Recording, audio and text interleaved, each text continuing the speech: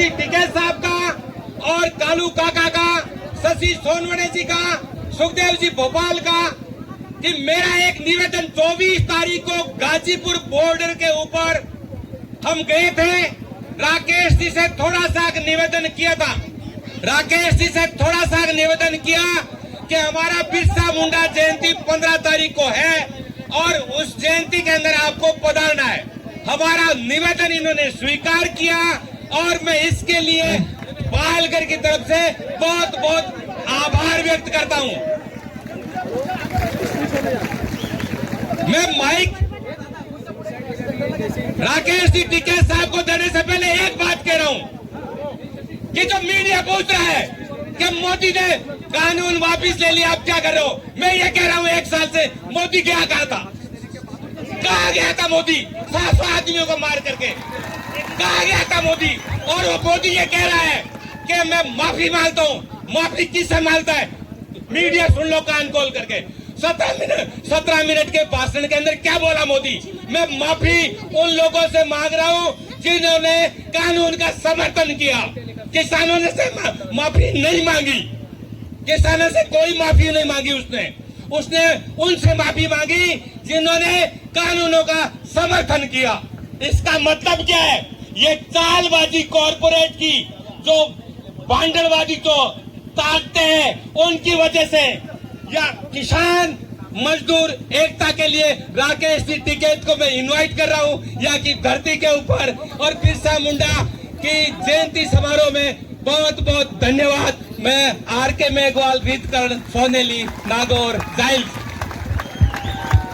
बैठो बैठो जी, बैठो जब तक पानी रखते भाई। आंदोलन है, इस तरह के लोग अगर आंदोलन मिल जाए तो भाई धन्यवाद है, जिला और देश सुधर जाए।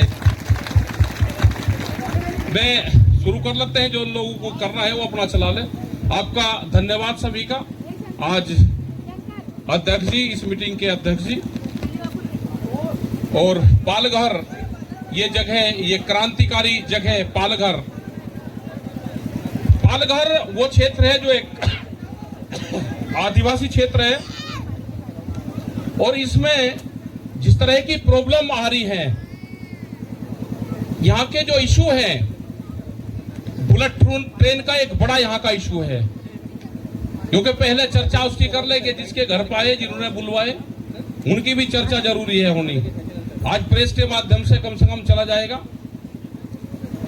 जो ट्रेडिशनल से यहाँ की खेती होती थी, जो यहाँ के जंगल थे, वे धीरे धीरे खत्म होंगे।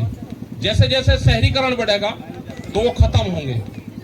वो बुलेट ट्रेन का मामला हो, यहाँ पे एक्सप्रेस हाईवे निकल रहे हो, या जो बंदरगाह बन रहा है यहाँ पे बहुत बड़ा बंदरगाह, और ये भी कंफर्म है बाडोली, ये भी कंफर्म है कि वो बंदरगाह बनाएगी सरकार और जाएगा अडानी को जाएगा। वो ऐसे नहीं जाएगा, अडानी को जाएगा। और ये जो किसान हैं जो आज अपने गांव में, जंगलों में, अपने उसमें रहते हैं, सरकारों को काम करना चाहिए। जो ये फसलें वहां पर उगाते हैं, ये हमने जितने तरह की यहाँ पे फसलें देखी, अगर इसका, ये ट्रेडिशनल फसलें हैं, ये लोकल की फसलें हैं, ये ऑर्गेनिक फसलें हैं, इसका अगर सरकारें मार्केटिंग करें तो इन किसानों को बहुत फायदा, इन किसानों को होगा। ये ऑर्गेनिक चीजें हैं, इनको बॉम्बे में दुकानें खुल जाए, दिल्ली में खुले तो फायदा होगा। आज ये लड़ाई लड़ी जा रही है कि हमारी जमीन कैसे बचे। जमीन बचेगी अगर काका जी जैसे आंदोलनकारी आपके बीच में हैं। जो यहाँ की भूमि सेना है, ये देश में पहली जगह देखा कि भूमि सेना बनी हुई है। भूमि सेना का मतलब है कि अपनी भूमि की स्वयं रक्षा करना। हम यहाँ पे कल से हैं, हम रात को भी गांव में रुके। जंगलों से कितना प्यार लगाव इन लोगों को है कि गाड़ी स्कूटर ना घूमे लेकिन पेड़ नहीं काटना। वे पुराने फलों के पेड़ आज भी इनके जंगलों में, इनके घरों पे, इनके खेतों में है, उन्होंने उसको डिस्टर्ब नहीं करा। आज भी यहाँ की जो न्याय व्यवस्था है, इन्होंने कहा कि अपना गांव अपनी सरकार। जो ये कॉन्सेप्ट है, जो पंचायती राज का पूर्ण रूप से जो देखने को मिला, उसका जो असर देखने को मिला, वो पालघर में आदिवासी क्षेत्रों में मिला है। जो पर्यावरण का सबसे ज्यादा रखवाला है तो ये आदिवासी लोग हैं। और पूर्ण रूप से हमारी ये भी थी, और टिकैत साहब का हमेशा ये रहा कि जल जंगल जमीन पे उसका अधिकार हो, जो वहां पे निवास करता हो, जो उनकी रक्षा करता हो, जो उनकी सुरक्षा करता हो। धीरे धीरे शहरीकरण अगर बढ़ेगा तो शहर जैसे जैसे बढ़ेगा तो गांव को खत्म करेगा। ये लड़ाई आज जितनी महिलाएं, माताएं, बहनें, बच्चे यहाँ पे आए, जो यहाँ पे आदिवासी जो लोग हैं वे आए, उनकी लड़ाई ये है कि जमीन ने जारी है, वो बहका के आपकी जमीन ने लेंगे। कुछ गांव के लोगों ने बताया कि हमारी जमीन ने ली, सरकार ने बहका के जमीन ने हमारी ली, और एक ही गांव में दो रेट दिए। तो ये एक उनका फंडा होता है जमीन छीनने का। जमीन बिके, वो इस तरह से जमीन को खरीद करते हैं कि एक आदमी को पटाया, उसने जमीन का एग्रीमेंट कर ले, सीधा वे बैनामा करवाते हैं बड़ी कंपनियां। आपको बड़ा लालच देंगे कि हम नौकरियां देंगे, वो देंगे तो उनसे बच के रहना, इस बहकावे में आपको नहीं आना। और आप जमीन नहीं दोगे तो वे आएंगे नहीं। आपको उनको हाईवे बनाना होगा, विकास करना होगा, तो आपकी कंडीशन पे वे जमीन ले लेंगे। कंडीशन आपकी होगी, कंडीशन उनकी नहीं होगी। और आपने जो निर्णय लिया है कि हमको जमीन देनी नहीं, टिकैत साहब भी एक बार एक आंदोलन में गए, भूमि अधिग्रहण के आंदोलन में नोएडा के अंदर। उनने कहा जी मुआवजा ये कम दे रहे, ज्यादा दे रहे। उनने कहा भाई हमको बुलाया कैसे, अब जी मुआवजा बढ़ जाएगा। भाई हमने तो मुआवजा बढ़ाने की लड़ाई लड़ी नहीं, हम तो लड़ाई उसकी लड़ते हैं कि जो अपनी जमीन ना देता उसकी तो हम लड़ाई लड़ते हैं। तो ये कम से कम ये क्षेत्र हमको मिला जिसने कहा कि हमको अपनी जमीन देनी नहीं। तो धन्य हैं ऐसे परिवार, ऐसे लोग कि जिन्होंने कहा कि इस जमीन से हमारा लगाव है, हमको जमीन देनी नहीं। अभी यंग की बात हुई, यंग के 3-4 मसले यंग के हैं। अभी एक बड़ा इशू जो पिछले 1 साल से दिल्ली में एक आंदोलन चला हुआ है, वो आंदोलन भी बहुत मसलूब आंदोलन है, वो पूरे देश के किसानों का आंदोलन है। उस पर एक बड़ा महत्वपूर्ण निर्णय आज भारत सरकार ने लिया। और धन्य है ये जिला महाराष्ट्र पालघर जिला कि यहाँ पे हम थे और वो निर्णय यहाँ पे आया, तो हमेशा पालघर को हमेशा याद रखा जाएगा। और हमने काका जी को कहा कि इस आंदोलन का, दिल्ली के आंदोलन के जो साक्षी हैं वे हमेशा इनको याद करते रहेंगे, काका जी को याद करते रहेंगे। अभी 80 साल के करीब की उम्र होगी है, आप 86 है, 5 साल 10 साल 15 साल और खींच लगे। इनकी बढ़िया मूर्ति बनवानी है, जगह देखनी, कहां बननी आएंगे। हमेशा आंदोलन का प्रतीक रहना चाहिए। ये जमीन बिरसा मुंडे की है, जिन्होंने उस टाइम पे आंदोलन कर अपना जल जंगल जमीन बचाने के लिए।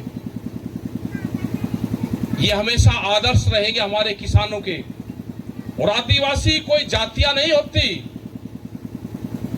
आदिवासी देश में जो भी 70% 60% लोग गांव में रहते हैं, शहर के लोग उनको आदिवासी ही मानते हैं। हम भी आदिवासी हैं, कोई अलग बिरादरी नहीं है। हम थोड़ा सा शहरीकरण हो गया, आप थोड़े से लेट हो, हैं एक ही। यहां पे चाहिए जैसे ये भवन जो महल बना हुआ है, इस तरह का हॉस्पिटल बनने चाहिए यहाँ पे। मतलब हॉस्पिटल नहीं बनेंगे। मैं गया, इस जिले से मेरा करीब 20 साल से संबंध रहा है। पालघर में हम करीब 20 साल पहले भी आए और मैं 10-10 दिन यहाँ पर रह के गया। जहाँ के विधायक जी हैं हमारे, धानु जो क्षेत्र है, वहां पे हम कई दिन वहां पे रह के गए। पूरा चीकू का पूरा जो बेल्ट है, हमारी आज भी बात होती है वहां के किसानों से। उन्होंने कहा कि अब की बार चीकू का किसान बर्बाद हुआ है, लॉकडाउन में बर्बाद हुआ पिछले साल भी। अब की बार उसमें कीड़ा आया है। उसके जो फसलों के रेट थे वो रेट 4 से और 5 रुपए किलो उसका चीकू गया है। और धीरे धीरे ये जंगल हमारे खत्म होते जा रहे हैं। जब भी हमारी कॉन्फ्रेंस हुई, बड़ी कॉन्फ्रेंस हुई, उसमें हिमाचल के सेब की बात हुई तो धानु के चीकू की भी बात उसमें जरूर आई, क्योंकि यहाँ एक मंदिर, एक आश्रम है, हम उसमें आते रहते हैं। आज भी हमको वहां जाना था लेकिन नहीं जा पाए। तो धन्यवाद है आप लोगों का। और भारत सरकार ने जो कहा है कि देश के प्रधानमंत्री ने जो 3 काले कानून थे वे वापसी ले लिए, मैं उसकी जरा डिटेल आपको बता देता हूं। 2011 में जब मोदी जी गुजरात के मुख्यमंत्री थे, एक फाइनेंशियल कमेटी एक बनी थी, उसमें और भी कई मुख्यमंत्री थे, ये उस कमेटी के चेयरमैन थे, और एक ड्राफ्ट इन्होंने बना कर दिया था कि एमएसपी पे गारंटी कानून बनना चाहिए 2011 में। उस टाइम के प्रधानमंत्री थे डॉक्टर मनमोहन सिंह, उनको वो ड्राफ्ट दिया। उन्होंने कहा कि एमएसपी पे कानून इस कांग्रेस सरकार ने नहीं बनाया, इसको हटाना पड़ेगा। ये आंदोलन में हमारे साथ थे, विपक्ष की भूमिका ही निभाते थे।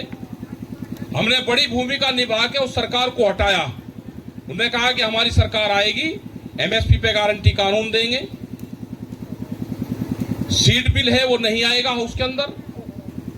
स्वामीनाथन कमेटी की जो रिपोर्ट है C2+50 वाला फार्मूला वो हम लागू करेंगे, इन्होंने घोषणा पत्र में दिया।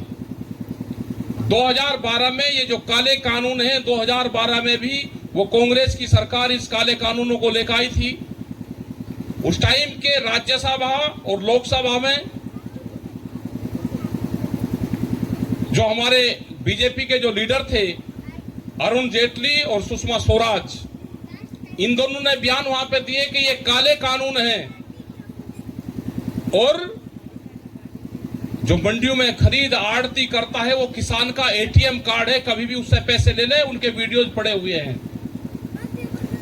उस टाइम पे विरोध हुआ, ये काले कानून 12 में वापसी हुए। हमारा सवाल भारत सरकार से और मीडिया के लोगों से यह है कि ये जरूर छाप दो कि 8 साल के अंदर जो 2012 में काले कानून थे वे 2020 में सफेद कैसे हुए। या तो उस टाइम पे वे सफेद कानून थे या फिर आज ये काले कानून हैं। 2000 में 12 के कानून सफेद कैसे हुए, इसका जवाब इस सरकार ने नहीं दिया। आज इन्होंने कहा कि हमने वापसी ले लिए। ठीक है, आपने वापसी ले लिए, बातचीत करके वापसी होंगे मोदी जी। एक ड्राफ्ट उसका बनेगा जो भारत सरकार ने तय किया था, जो 11 दौर की बातचीत हुई थी, उसमें तय यह हुआ था कि एमएसपी को गारंटी कानून बनाएंगे। 3 काले कानून ये जो आप बताते हैं इनको वापसी लेंगे, ये धरना खत्म हो जाएगा। और एक कमेटी बनेगी जो सीड बिल है, जो दूध की एक पॉलिसी आ रही है, जो पोल्यूशन की पॉलिसी है, जो पानी की पॉलिसी है, भूमि अधिग्रहण की पॉलिसी है, इस पे एक कमेटी बनेगी, भारत सरकार के लोग रहेंगे, और जो किसान मोर्चा है, जो संयुक्त किसान मोर्चा है, उसके लोग रहेंगे, और वो समय समय पे बातचीत करते रहेंगे। आपने कानून वापसी लिया, इसको पार्लियामेंट में लेकर आओ, हमको सर्टिफिकेट चाहिए।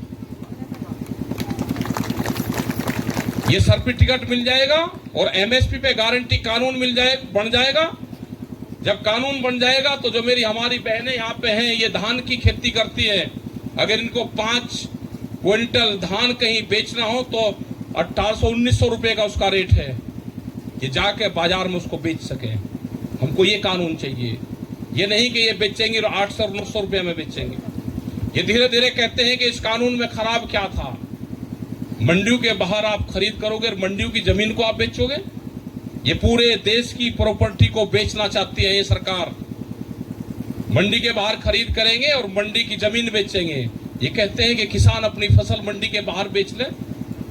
जैसे ट्रेन बगैर प्लेटफार्म के नहीं रुक सकती, ऐसे ही किसानों का मंडी एक किसान का प्लेटफार्म है जहां पर वो अपनी फसलें जाकर बेच सकता है। मध्य प्रदेश की 182 मंडी बेच रहे हैं। हरियाणा में हम गए करनाल के अंदर, वहां की मंडी की एक जगह बेच रहे हैं। उन्होंने कहा कि खाली जमीन पड़ी हुई हम बेचेंगे, अपनी गांव समाज की जमीन भी ये बेचने का काम करेंगे, कंपनियों को देंगे। इनके प्रस्ताव आ रहे हैं, जो भी सरकारी प्रॉपर्टी होगी ये उनको देंगे। बड़ी बड़ी कंपनियां उन्होंने बेच दी। भारत पेट्रोलियम जो कार्टेक्स कंपनी एक होती थी अमेरिकन, और उस कंपनी ने जब 62 में 65 में तेल देने से मना करा हमको, तो वो कंपनी का अधिग्रहण किया गया था। आज वो कंपनी भी बेच दी। इन्होंने रेलवे को प्राइवेट कर दिया, हवाई जहाज बेचे, बंदरगाह बेचे। पूर्ण रूप से जो बंदरगाह आपके पास में बन रहा है, इसका असर सीधा यहाँ के मछुआरों पर पड़ेगा, यहाँ के जो किसान हैं उनके ऊपर पड़ेगा। आप अंदर जा ही नहीं सकते। इस तरह के प्लेटफार्म में बनेंगे, इस तरह के बंदरगाह बनेंगे कि लोकल मछुआरा वहां जा नहीं पाएगा, और पूर्ण रूप से जो मछुआरा है वो एक किस्म से समुद्री किसान है, वो बर्बाद होगा। तो हमको उस आंदोलन में शामिल रहना है, और आप संयुक्त मोर्चे के हिस्सेदार हो। यहाँ के बहुत से लोग संयुक्त मोर्चे में दिल्ली गए हैं, और जब जब भी आपको जरूरत होगी, हम 28 तारीख में भी बॉम्बे में आएंगे, और जहां पे भी जब भी आपको जरूरत होगी, हम पूर्ण रूप से आप किसानों के बीच में, महिलाओं के अधिकारों का मामला हो, या जमीन का सवाल हो, या भारत सरकार से लड़ने का सवाल हो, देश का किसान वो राजस्थान का है, उत्तर प्रदेश का है, पंजाब, हरियाणा, इन जगह के वो एक देश की राजधानी को पिछले 1 साल से घेर कर रखा हुआ है। जब तक मसलों का समाधान नहीं होगा, हम वहां से वापसी जाने वाले हैं नहीं। आप यहां पर लड़ाई लड़ो, जो भी संयुक्त मोर्चे का फैसला होता है, पूरा देश का किसान उस पर अमल करता है। आप ये लड़ाई उसकी नहीं कि छोटा किसान है या बड़ा किसान है। यहां पे बात हुई कि हमको ट्रैक्टर मिल गया, एक आज ट्रैक्टर यात्रा में रहेंगे। आज देश के किसान की ये हालात है कि 1 और 2 ट्रैक्टर मांगने पड़ रहे। इस तरह के हालात पैदा क्यों करें? ये किसान भी आपका है। आप यहां से आवाज दोगे तो आपके नाम के हजारों ट्रैक्टर, जो 4 लाख ट्रैक्टर दिल्ली की सड़कों पर चला था 26 जनवरी को, वो ट्रैक्टर भी वही है और वो आदमी भी वही है। यहां पे भी सरकारें अगर आपके साथ में नाइंसाफी करेगी, तो संयुक्त मोर्चा पूरे देश भर में ये लड़ाई लड़ेगा। आप बहादुर हो, और काका जी जैसे इस उम्र में भी आंदोलनकारी आपके बीच में। यहाँ पे और भी बहुत साथी हैं, आंदोलनकारी साथी हैं पूर्ण रूप से। मैं उनको 2-3 चीजें और बताऊंगा कि प्रेस के लोगों से आप बातचीत जरूर करते रहें, क्योंकि प्रेस ही एक माध्यम है सरकार तक बात पहुंचाने का। आप उनसे बातचीत करें, प्रेस के लोगों को अपना बनाएं। प्रेस के लोग कोई सरकार के लोग नहीं होते। प्रेस के लोग एक दूत का काम करते हैं। हमारे बीच से सरकार तक खबर पहुंचाने का काम यही तो माध्यम है।